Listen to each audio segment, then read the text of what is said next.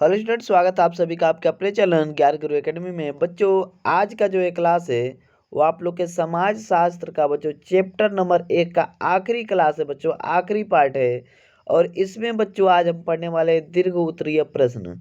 क्या पढ़ने वाले हैं बच्चों? दीर्घ उत्तरीय प्रश्न। ठीक है, दीर्घ उत्तरीय प्रश्न जो कि आपके बोर्ड एग्जाम में 8 नंबरों का पूछा जाएगा बच्चों, उन्हें आज हम कवर करेंगे।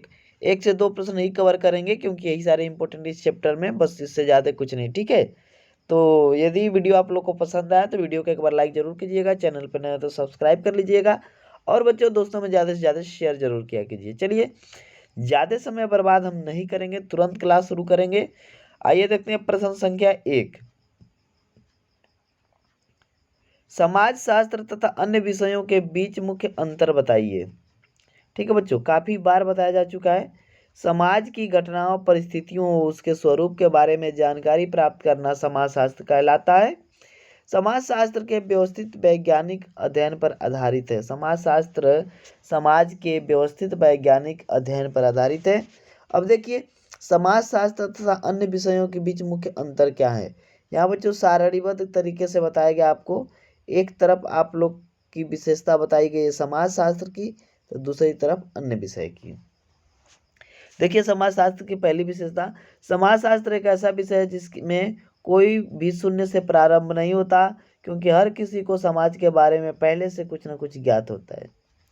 अन्य विषय की बात करें तो अन्य विषयों के संबंध में ऐसा नहीं है। अन्य विषयों की जानकारी के लिए हमें घरों, विद्यालयों तथा अन्य जगहों पर सिखाया जाता है तथा उसे हमें उस विषय का ज्ञान प्राप्त होता है। जब क्या करते हैं बच्चों, कहीं जाकर सीखते हैं, चाहे अपने विद्यालय में, चाहे घर में या अन्य जगह पे, तभी हमें उसका ज्ञान प्राप्त होता है।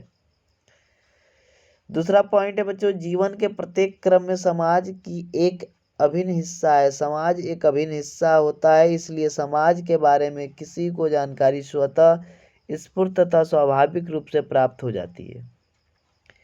अन्य विषय की बात करें बच्चों, इसमें देखिए, अन्य विषयों के संबंध में छात्रों से इस प्रकार के पूर्व ज्ञान की अपेक्षा नहीं होती है। उसे अध्ययन करने के बाद ही उसकी विषय वस्तु की जानकारी हो पाती है।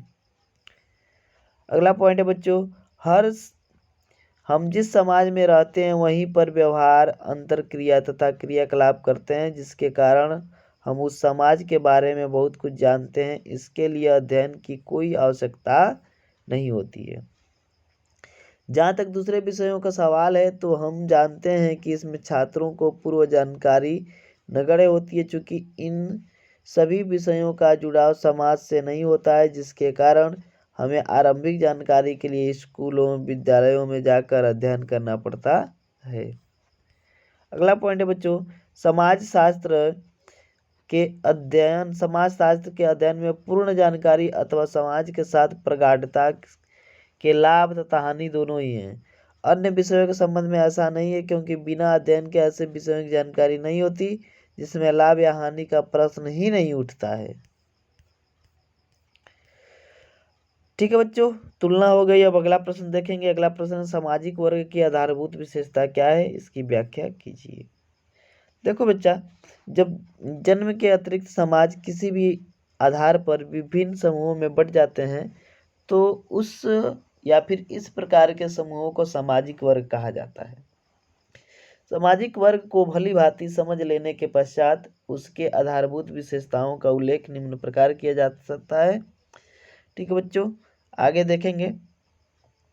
सामाजिक वर्गों का निर्माण, प्रत्येक समाज में विभिन्न स्थिति रखने वाले वर्ग पाए जाते हैं। स्थितियों के उतार चढ़ाव का क्रम निरंतर चलता रहता है और इसी से विभिन्न वर्गों का निर्माण भी होता है। ये सामाजिक वर्गों का निर्माण हुआ बच्चों। दूसरा है उच्च नीच की भावना। एक वर्ग के व्यक्ति अपने को दूसरे वर्ग के व्यक्तियों से श्रेष्ठ अथवा हीन समझते हैं। उदाहरण के लिए पूंजीपति वर्ग अपने आप को दूसरे वर्गों से उच्च अथवा श्रेष्ठ समझते हैं। अगला पॉइंट है बच्चा, परस्पर निर्भरता। समाज में सभी वर्ग आपस में जुड़े होते हैं और एक दूसरे पर निर्भर होते हैं।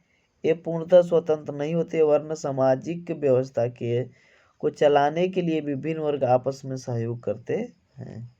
वर्ग चेतना देखें बच्चों, वर्ग चेतना से अभिप्राय यह है कि प्रत्येक वर्ग इस बात के संबंध से सचेत होता है कि उसके वर्ग की सामाजिक प्रतिष्ठा दूसरे वर्गों की सामाजिक प्रतिष्ठा की तुलना में कैसी है।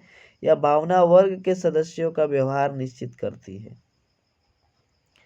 पांचवा है सामाजिक संबंध। एक वर्ग के व्यक्ति अपने वर्ग के व्यक्तियों के साथ संबंध रखते हैं, परंतु अन्य वर्गों से सीमित संबंध रखते हैं। भिन्न भिन्न वर्ग एक दूसरे से सामाजिक दूरी अथवा सीमित सामाजिक संबंधों के आधार पर अलग अलग रहते हैं। योग्यता पर आधारित। वर्ग का आधार जन्म नहीं वरन व्यक्ति की योग्यता, जन्म, आयु, धर्म, लिंग, भेद, शिक्षा, व्यवसाय आदि बातों पर निर्भर करता है। व्यक्ति अपनी योग्यता के बल पर अपने वर्ग में परिवर्तन ला सकता है। ठीक है, योग्यता के बल पे अपने वर्ग में परिवर्तन लाया जा सकता है और आया भी है। यदि आप इतिहास उठा के देखेंगे तो बहुत सारे परिवर्तन आए हुए हैं। ठीक है बच्चों, तो ये पूरा कंप्लीट हुआ आप लोग का आज का जो ये पार्ट था बच्चों। इसमें हमने 2 क्वेश्चंस को लिया हुआ था आज के पार्ट में, और दोनों इक्वेशन काफ़ी इंपॉर्टेंट थे आप लोग के लिए। दीर्घ उत्तरीय प्रश्न जो कि 8 नंबरों में पूछा जाता है, हमने पूरी अच्छी तरीके से कंप्लीट किया। इसी के साथ यह चैप्टर भी कंप्लीट हो गया। अगले दिन अगला चैप्टर बच्चों शुरू होगा अच्छी तरीके से आप लोग का। तो जो भी आप लोग की क्वेरीज होंगी आप लोग कमेंट बॉक्स में एक बार कमेंट जरूर कर दीजिएगा। तो आज की क्लास को यहीं रखा जाएगा, ज़्यादा लंबा बिल्कुल नहीं किया जाएगा, जैसा कि हमेशा किया जाता है। क्लास छोटा ही होता है आप लोग का। तो बस आज की क्लास में इतना ही। स्वस्थ रहिए, मस्त रहिए, अपनों के प्यार के साथ, हल्की सी मुस्कान के साथ। कर दिखाओ कुछ ऐसा कि दुनिया करना चाहे आपके जैसा। मिलते हैं अगले क्लास में, तब तक के लिए धन्यवाद, बाय बाय, खुदा हाफिज।